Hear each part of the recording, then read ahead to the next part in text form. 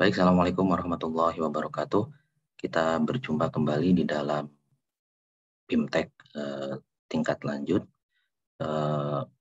AKMI 2021 secara daring.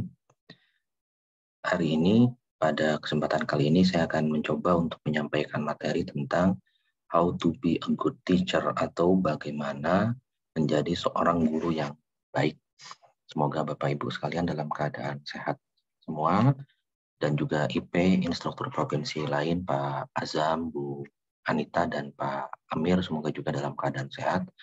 Selanjutnya mari kita mulai untuk mendengarkan paparan dari saya. Saya ingin berbagi share screen Bapak Ibu. Yang pertama, kita akan mencoba memahami ya bagaimana langkah-langkah menjadi seorang guru yang baik. Ini perkenalkan, nama saya Alif Lukmanul Hakim, saya instruktur provinsi dari Jawa Tengah ya, literasi sosial budaya. Kemudian kita coba bagaimana menjadi seorang guru yang baik. Kita harus tahu dulu medan atau permasalahan yang ada. Pertama, apa sih masalah atau kendala utama Anda, Bapak Ibu, dalam melaksanakan pembelajaran di kelas? Bapak Ibu perlu mengetahui kendala yang Bapak Ibu alami ketika menyampaikan pembelajaran di kelas. Apa saja itu harus diinventarisasi terlebih dahulu agar kemudian bisa memahami medan atau peta pembelajaran yang akan kita laksanakan. Mungkin dari sisi materi atau kemudian dari sisi kelengkapan sarana prasarana dan sebagainya harus disikapi ya, agar tidak menjadi permasalahan ketika menyampaikan pembelajaran di kelas. Atau dalam metode saat ini blended learning ya, daring dan juga asinkron itu berjalan bersama ya, sinkron yang sifatnya virtual langsung maupun asinkron seperti ini lewat video pembelajaran atau rekaman seperti itu. Jadi betul-betul Bapak Ibu harus paham dahulu kendala yang dialami oleh Bapak Ibu apa saja. Kemudian saya ingin mengutip sebuah kata-kata bijak dari seorang guru bangsa ya, Kiai Haji Maimun Zubair. Kira-kira demikian, jadi guru itu tidak usah punya niat bikin pintar orang. Nanti kamu hanya marah-marah ketika melihat muridmu tidak pintar. Ikhlasnya jadi hilang. Yang penting niat menyampaikan ilmu dan mendidik yang baik. Masalah muridmu kelak jadi pintar atau tidak, serahkan kepada Allah. Didoakan saja terus-menerus agar muridnya mendapat hidayah. Jadi memang kita sebagai guru harus sabar, harus bisa menahan diri, dan juga kemudian berusaha secara optimal, semaksimal mungkin untuk mencari langkah-langkah yang efektif untuk kemudian mampu menjadikan peserta didik kita cerdas dan pintar. Tapi kemudian kita juga harus menyerahkan kepada yang di atas dan juga mendoakan anak-anak kita dengan doa yang baik-baik. Tidak perlu marah kalau ada hal yang mungkin kurang berkenan dengan keinginan kita dan sebagainya. Doakan murid dan anak-anak peserta didik kita mendapatkan hidayah seperti itu. Bapak Ibu harus paham tentang keterampilan di abad 21. Apa saja yang harus dikuasai dan dimiliki oleh kita, terutama peserta didik dan juga Bapak Ibu guru sebagai pendidik. Yang pertama, critical thinking atau pemikiran kritis atau berpikir kritis. Kemudian kolaborasi, kemudian berkomunikasi yang baik, berkomunikasi yang saling mencerdaskan, saling mencerahkan seperti itu, dan kreativitas atau inovasi. Ya, keempat hal ini saling beririsan Bapak Ibu ya, harus dimiliki dan juga saling berkelindan, berhubungan. Pemikiran yang kritis ya, berpikir kritis, kolaborasi, kreativitas atau inovasi, dan juga komunikasi. Nah, apakah Bapak Ibu yakin pembelajaran yang Bapak Ibu telah laksanakan itu mampu memfasilitasi peserta didik untuk mengembangkan keterampilan abad 21? Nah, kiranya Bapak Ibu perlu tadi mengetahui inventarisasi masalahnya apa, kemudian apakah selama ini Bapak Ibu sudah memenuhi keterampilan abad 21 menyampaikan pembelajaran yang mampu membangun siswa peserta didik untuk berpikir kritis, berkolaborasi dengan yang lain, meningkatkan kreativitas dan inovasi, serta berkomunikasi yang baik dan mencerdaskan. Gitu. Kemudian jangan-jangan ya pembelajaran yang kita lakukan di kelas Bapak Ibu hanya mampu mencetak manusia-manusia patuh ya, atau manusia-manusia robot yang sesuai dengan kebutuhan revolusi industri 2.0 atau 2.0. Jadi jangan sampai kita hanya menjadi seperti bank, seperti pusat dari segalanya yang kemudian menjadikan peserta didik itu hanya patuh saja seperti robot, manut dan ikut kata kita, tapi tidak membangun kreativitas dan inovasi mereka. Nah, jangan sampai seperti ini Bapak Ibu, karena keterampilan di abad 21 itu sangat-sangat tidak berkesesuaian dengan hal-hal ini. Ya, kemudian kita tahu saat ini kita berada di titik revolusi industri 4.0, walaupun kita sedang beranjak hendak berpindah ke revolusi 5.0 atau smart society seperti itu. Ya, karena kan revolusi industri. Nanti ada smart society, super smart society, masyarakat yang benar-benar cerdas. Nah, kita tahu tahap-tahap revolusi industri ya Bapak Ibu ya, ada penemuan mesin uap pertama kali ya, munculnya kapal uap, kereta api, bubuk mesiu dan sebagainya. Di tahun 1800 di Eropa Barat sana, kemudian 1900 ada penemuan listrik ya, kemudian memproduksi barang sudah mulai banyak ya.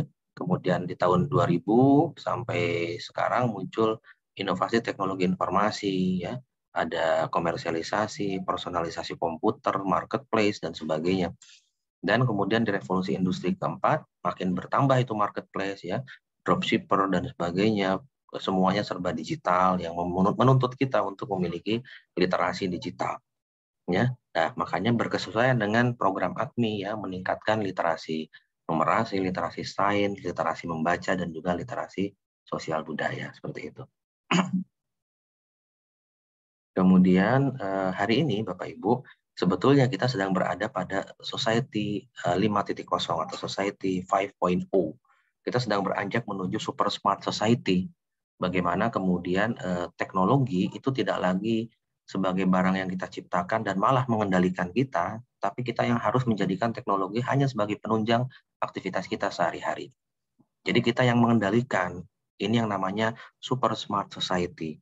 Bahwa sekarang kita berusaha untuk kemudian menjadikan teknologi itu teman yang tidak mengendalikan kita, tapi kita yang bisa mengendalikan teknologi.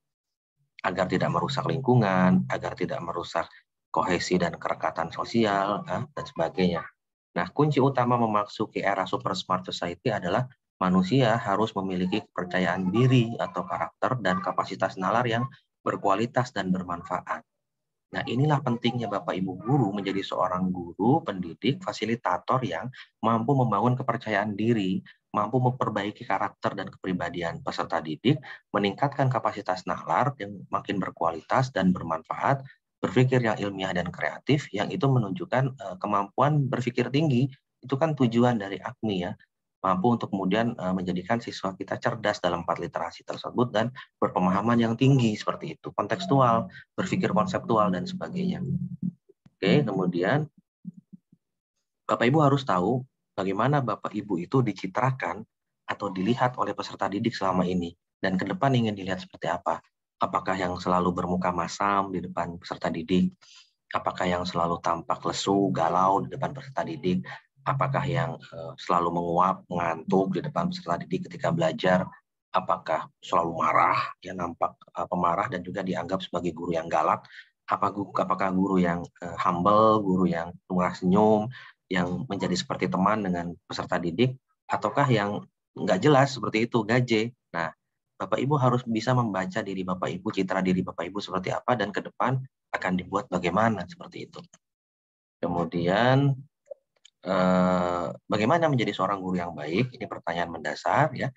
Bapak Ibu harus ingat dengan setiap kita mulai pembelajaran, bertanyalah hal dasar dan lanjut. Hal dasar yang sudah dipahami kemarin ya. Kelanjutannya ke depan akan membahas apa, dimulai dari hari ini dan sebagainya. Bapak Ibu harus mampu kemudian membuka dengan baik sebelum bertanya hal dasar dan lanjut ini, menyampaikan cerita-cerita yang mampu membangkitkan semangat dan pemahaman mahasiswa. Kalau di perguruan tinggi mahasiswa ya, kalau di sekolah madrasah itu kan siswa peserta didik. Kemudian Bapak Ibu harus mampu memberikan penguatan akan materi lalu, penguatan kapasitas, penguatan karakter dan sebagainya. Membuat variasi, jangan kemudian garing, tapi harus mampu memberikan banyak ice breaking, hiburan, guyonan dan sebagainya. Mampu membangun diskusi dan juga memimpin diskusi dan menutup merefleksikan apa yang sudah kita pelajari hari ini dan apa yang bisa diambil manfaatnya serta ke depan akan menjadikan kita seperti apa. Nah, ini harus dimiliki oleh Bapak Ibu. keterampilan membuka dengan baik dan kemudian menghibur, bertanya atas hal-hal dasar dan juga hal lanjut, memberikan penguatan selalu ya, membuat variasi, memimpin diskusi ya, dan juga menutup pembelajaran dengan cara yang menarik dan juga mampu membuat siswa itu memiliki pemahaman yang reflektif terkait apa yang sudah dipelajari. Ya, ini keterampilan membuka pembelajaran di kelas. Bapak Ibu harus bisa melakukan ini ya. Bagaimana? Dengan menyiapkan mental maupun peserta didik perhatiannya agar terpusat pada pembelajaran kelas yang akan dilaksanakan. Jadi Bapak Ibu harus mampu membangun mental dan juga kesiapan peserta didik untuk fokus hanya pada pembelajaran yang akan dilaksanakan. Kemudian jangan lupa ada 4 komponen yang bisa membuat itu terjadi. Bapak Ibu guru harus mampu menarik perhatian, Bapak Ibu harus mampu menampilkan motivasi dan memunculkan motivasi, menimbulkan motivasi belajar yang baik. Bapak Ibu harus mampu memberi acuan yang jelas terkait apa yang sedang dipelajari, rujukan yang harus dirujuk. Kemudian Bapak Ibu mampu membuat kaitan atau keterhubungan antar materi. Ya, ini yang ada dalam AKMI kita semuanya ya. Nanti akan ada muncul pemahaman-pemahaman yang konseptual, prosedural dan sebagainya. Kemudian keterampilan bertanya itu adalah faktor penting juga Bapak Ibu yang harus disampaikan ya, agar kemudian saling terbuka, bertanya satu dengan yang lain, jangan hanya diisi oleh pemaparan atau pembelajaran dari pendidik satu arah ya. Jadi siswa peserta didik diberikan kesempatan untuk bertanya dengan kemudian Bapak Ibu membangun persepsi, memberikan umpan balik setelahnya, mengetahui gagasan dari peserta didik akan pembelajaran yang diinginkan seperti apa, bahkan penilaian tingkat penerimaan materi dari peserta didik. Bapak Ibu harus siap untuk dinilai oleh peserta didik ya, itu dengan membangun citra diri tadi ya. Harus menunjukkan antusiasme dan kehangatan. Bapak Ibu harus mampu antusias dalam mengajar dan memberikan kehangatan agar kemudian peserta didik merasa nyaman dan juga mau menjawab pertanyaan Bapak Ibu atau bahkan bertanya pada Bapak Ibu seperti itu. Ini penting ya. Kemudian tujuan bertanya lanjut adalah untuk mengembangkan kemampuan dalam menemukan, mengorganisasi, dan menilai informasi yang didapatnya. Siswa mampu melakukan ini dan juga mengembangkan ide-ide. Nah, ini kan bagus sekali kalau kemudian upaya Bapak Ibu membangun lalu lintas diskusi yang baik, mampu menghadirkan peserta didik yang mampu mengembangkan ide-ide baru. Kemudian keterampilan memberikan variasi. Bapak Ibu harus mampu memberikan stimulus ya, stimulus atau rangsangan kepada peserta didik ya dengan tujuan agar peserta didik nggak bosan ya, semakin tekun dan antusias serta mengikuti berpartisipasi secara penuh seperti itu. Jadi harus banyak ice breaking, guyonan, hal-hal yang mampu membangkitkan, buat kuis dan sebagainya. Kemudian apa yang bisa dilakukan, komponen-komponen yang harus ada dalam mengadakan variasi? Begini Bapak Ibu, variasilah dalam gaya.